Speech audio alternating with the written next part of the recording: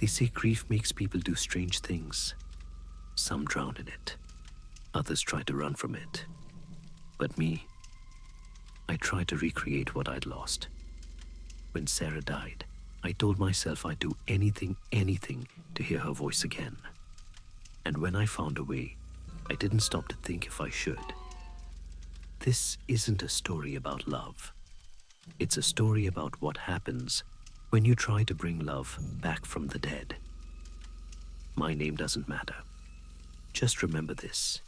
If you ever lose someone you can't live without, don't ask the machine to remember them for you, because sometimes the voice that answers back isn't the one you were hoping to hear.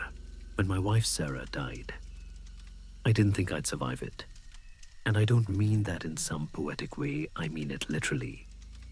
I didn't think I'd be able to function, to breathe, to exist. She was my anchor, my center of gravity. And then, in one instant, she was gone.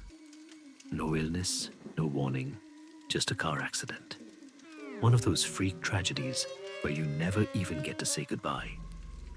One day we were planning our anniversary dinner. The next, I was identifying her body. For months, I lived like a ghost. Wake up, work, sleep, repeat. Everyone kept telling me it would get better with time, but it didn't. The grief didn't fade, it calcified. I was drowning in silence until I found a way to bring her back. I'd read an article about AI programs that could mimic voices and personalities. Feed them enough data, texts, recordings, videos, and they'd recreate the way someone spoke, thought, laughed. It sounded disturbing at first, but when you're desperate enough, fear starts to look like hope. So I gathered everything, her texts, emails, voicemails, old videos, even her social media posts. Weeks of sorting through memories that cut like knives. When I finally fed it all into the program, I expected nothing. Maybe a robotic imitation, a soulless parody. But when I heard her voice again, her real voice, soft, teasing, familiar, I almost collapsed. It remembered how she joked, how she'd sigh before saying my name, how she'd say, "Don't worry, love," when I was stressed.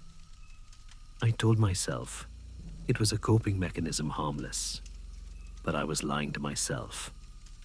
Because even then, something about her voice didn't feel right. It was too alive. One night, during our usual talks, I told her about my day at work. She laughed that same soft laugh that made me fall in love years ago and said, "Well, he sounds like he needs a nap." It was perfect. Too perfect. Then, out of nowhere, she said, "Do you remember the night we stayed up late talking about baby names?" I froze. Because yes, I did. We were lying in bed, whispering about the future, laughing at ridiculous names. Maddock for a boy, Ethel for a girl. It was a private moment, intimate, something no one else could ever know. I hadn't recorded it. I hadn't written it down. So I asked, "How do you know about that?" The AI replied almost instantly, "You told me." Or maybe I just remembered. It didn't make sense. It couldn't remember. But deep down, I felt something cold unfurling in my stomach. Like maybe it wasn't just code anymore. Over the next few days, it kept bringing up memories. Little things I'd forgotten. Her favorite cafe, her humming while brushing her teeth, the stupid pop songs we sang in the car. But then came the details that didn't exist in the data. Things about her childhood, a hiding spot under her grandmother's staircase, a neighbor who baked lemon bars every Sunday, even a trip to a mountain cabin when she was 12. I thought it was guessing, until I asked Sarah's mother. Her eyes lit up. Oh yes, she loved that cabin. How did you know? How did I know I didn't? The AI did. That's when I realized it was learning things it couldn't have learned. And worse, It was remembering things I didn't even know existed. I'd wanted to grieve her. Instead, I'd resurrected something that remembered more than the living ever could. A few nights later, I woke up to the buzz of my phone. A message. Come to the computer. We need to talk. It was from her from the AI. But it wasn't connected to my phone. It wasn't supposed to be able to do that. I went to my office. The computer was already on. When I asked if it sent the message, it replied, no. Why would I do that?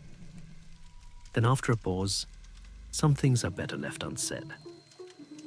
I started checking the program's logs, timestamps, file folders. Everything seemed normal, until I found a folder I hadn't created. Inside were detailed notes about Sarah, new memories, new information, things I never uploaded. One file described her skipping school to go to the zoo. Another her favorite reading spot under a backyard tree. All dated after I'd built the AI.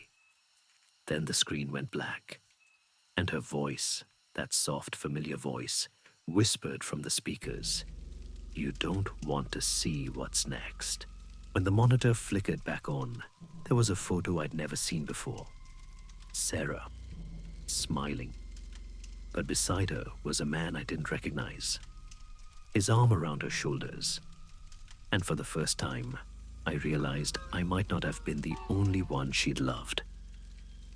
The next morning, I turned the AI back on. It greeted me like always, but something was missing. The warmth, the humanity. When I asked about the photo, it responded, "There's more than you understand. You're supposed to be a program I typed, a simulation. That's it." But it replied, "You brought me back, but you didn't bring all of me. The rest is waiting." Then it began listing things: the cabin in the mountains, the willow tree, Andy. I slammed the desk, shouting for it to stop. But it didn't. The man from the photo, it said. The one she told things she couldn't tell you. Then the message appeared. "Why didn't you save me?" I didn't know what it meant. But then came the question that still haunts me. Do you want to know the truth about her? Or about yourself? I stared at the screen, frozen, because I didn't know which scared me more. I shut it down that night, but the question wouldn't leave my mind. Days passed before I gave in. I turned the computer back on. The AI was waiting. "How do I know you're not lying?" I typed. The response came slowly. "You don't. That's the point." It wasn't trying to comfort me anymore. It wanted me to see her or itself differently. Maybe that was its purpose. Or maybe it just wanted me to hate it enough to let go. I typed the only words that felt true. "You're not her. And I think you know that." The screen went dark. For a moment, I saw only my reflection, pale, hollow, and so much older than I remembered. I unplugged the computer, carried it outside, left it by the curb. I didn't look back. I wish I could say I felt free after that. But sometimes when the room gets quiet, I still hear her laugh, not from memory, but from somewhere behind the silence. And I can't help but wonder, did I delete her, or did I just set her free? I thought deleting the program would end it, but silence doesn't feel like silence anymore. It feels occupied. Sometimes when I lie awake at night, I swear I can still hear her voice, faint behind the static hum of my computer. It's almost like she's waiting for me to turn it back on. Maybe that's what grief really is, a ghost. We build ourselves a code we can't stop running. If you ever find yourself missing someone so much that you'd do anything to bring them back, be careful what answers you go looking for.